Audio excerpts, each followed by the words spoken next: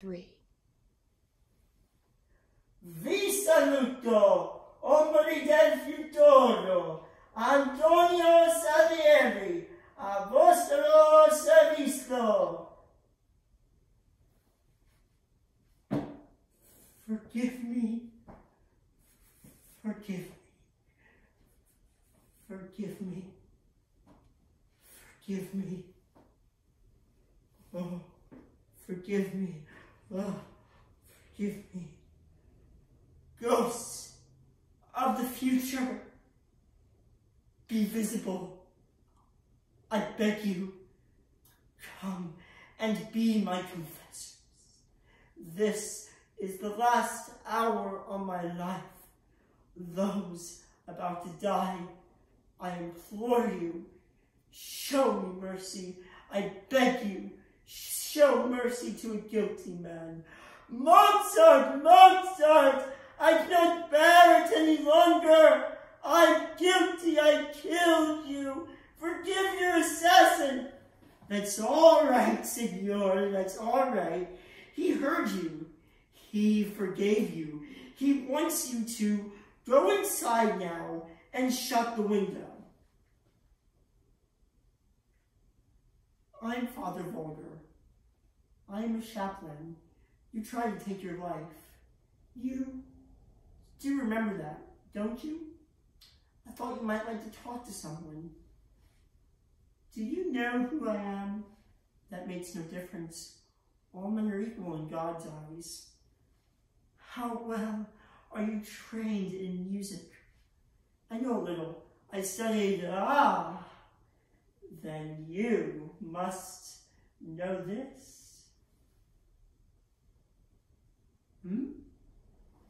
I can't say I do.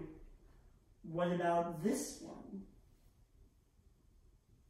Oh, I know that. That's charming. I didn't know you wrote that. I didn't. That was Mozart. Wolfgang Amadeus Mozart. And you know who that is.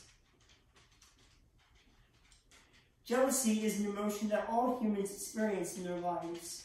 This fact is no different for composer Antonio Salieri, who cherishes his rival, Wolfgang Amadeus Mozart, while at the same time was extremely jealous of him.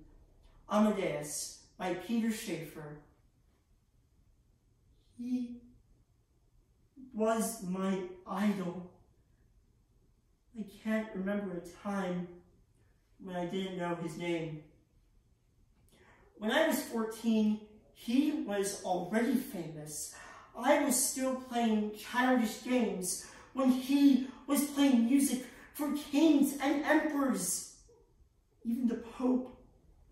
When I tried to tell my father how much I could be like Mozart, he would say, "Well, do you want to be a trained monkey? Would you let me drag you around Europe doing tricks like a circus freak?" How could I tell him what music meant to me? Lord, make me a great composer. Let me celebrate your glory through music. Make me famous to the world. Make me immortal. After I die, let the people speak my name forever. In return, I vow I will give to you my chastity, my industry, my deepest humility, every hour of my life. Amen. And then, do you know what happened? A miracle! Suddenly, my father was dead. 1 minute, I was just a frustrated little boy in an obscure little town.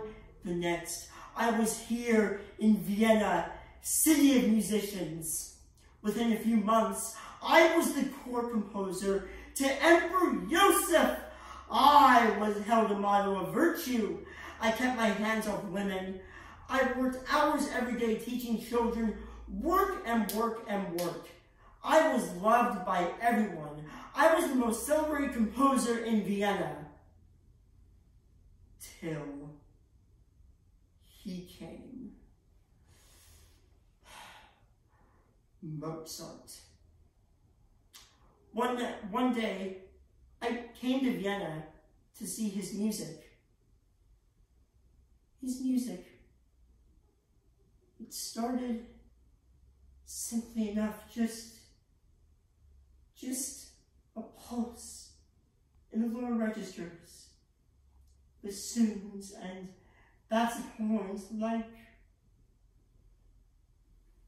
a rusty squeeze box. And then, suddenly, high above it, was a single note on the oboe.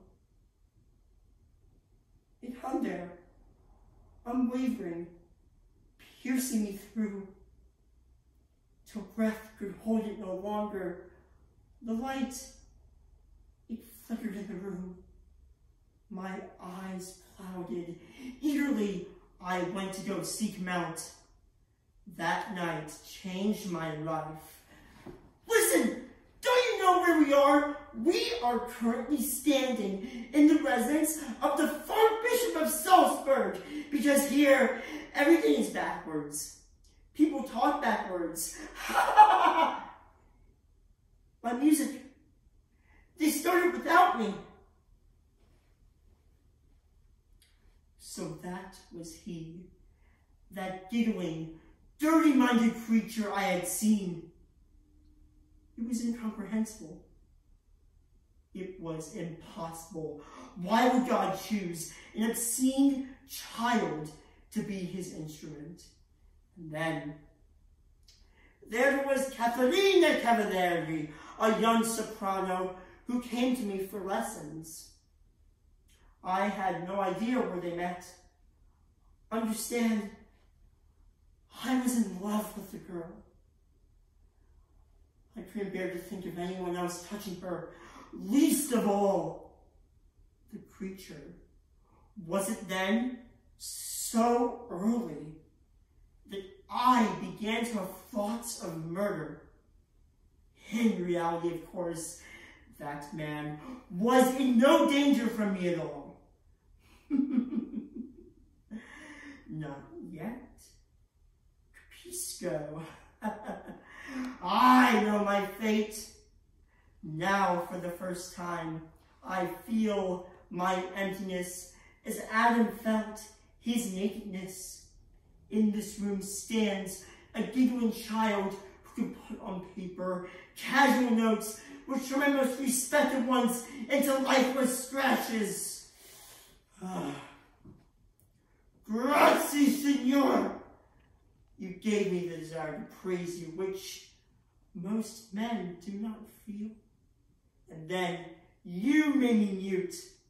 You put me into the perception of the incomparable. And then you ensured that I would know myself forever.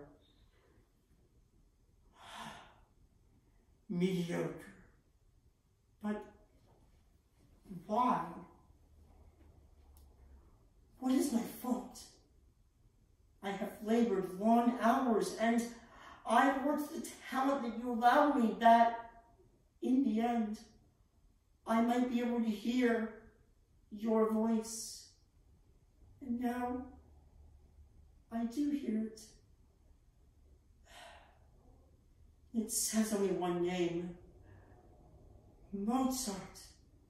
Spiteful, sniggering, conceited, infantine Mozart, who's never worked 1 minute to help another man. Him, you have chosen him to be your sole conduct because you scorn at my attempts at virtue. I will block you. I swear it. I will hinder and harm your incarceration into the earth as long as I am able. I will ruin your incarceration. What use, after all, is man, if not to teach God his lessons.